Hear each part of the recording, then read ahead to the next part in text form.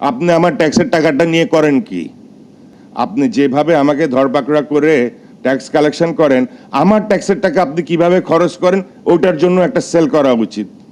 ব্যবসার যে সুযোগ বা পরিবেশ দরকার সেটা সরকার প্রোভাইড করতে পারছে না, আজ অবধি পাচ্ছে না।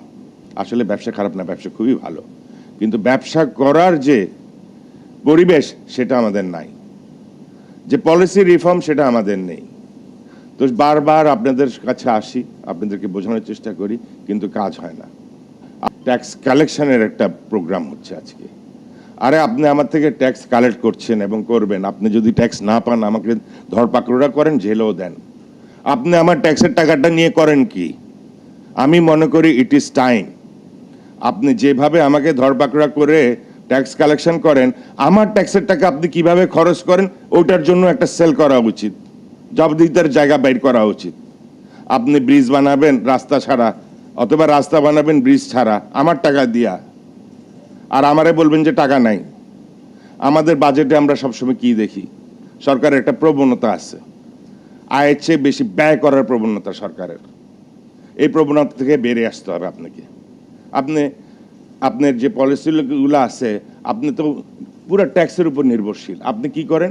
দামি দামি টাকায় তেল কিনবেন, দামি টাকায় গাড়ি কিনবেন, যাতে ট্যাক্স বেশি আদায় করতে পারেন। আর আপনি কম দামে করলে তো আপনার ট্যাক্স কম আদায় হবে। এটা কি আপনার good policy? I don't think so. Every dollar saved is a dollar earned. যে টাকাটা আপনি সেভ করবেন সেটাই আপনার কাছে থেকে যাবে। কিন্তু আপনার পলিসিটা এমনভাবে ডিজাইন করা, মনে করেন যদি এখন বাতাসে গাড়ি চলে, আপনি কিন্তু কষ্ট পাবেন, কারণ আপনার ট্যাক্স কালেকশন হবে না। তো ওই ট্যাক্সের টাকা দিয়ে আপনি করেনটা কি? অপচয় করছেন আপনারা। আপনারা অপচয় করবেন, আমাদের ফ্যাক্টরি ক্রমশ মন্দ হইতে থাকবে, বা আমরা ঝুঁকিপূর্ণ জায়গায় চলে যাব। এই যদি পলিসি হয়, ভাই আপনারা এইসব ফ্যান্সি প্রোগ্রাম বন্ধ করেন, আমরা আপনাদের প্রোগ্রামেও আসবো না। আমাদের ইন্ডাস্ট্রি আমরা এমনিও গোটানো শুরু করে দিচ্ছি। এখন দেখা যাচ্ছে আমরা যে ব্যবসাগুলো করছি, যে যত আগে বন্ধ করে দিয়েছে ফ্যাক্টরি, সে ততই কম লসে পরিণত হয়েছে। আমরা যতদিন ভাবছিলাম যে আপনাদের সাপোর্ট পাবো, আমরা অগ্রসর হব, আমরাই সবচেয়ে বেশি লস করেছি। তো এই ধরনের যদি সরকার পলিসি আনে, আমি মনে করি এগুলো ভুল পলিসি। আর আপনারা আমাদেরকে ডাকেনও বা কেন? আপনারা কি আমাদের কর্ণপাত করেন বা বলেন? তাহলে উত্তর দেন যে হ্যাঁ আপনি ভুল কথা বলেছেন, সর্বদাই রাসেল সাহেব আপনি ভুল কথা বলেছেন, আপনাকে আমরা জবাবটা দিয়ে দিলাম, আপনার কোথায় কোথায় ভুল ছিল সেটাও বলবেন না।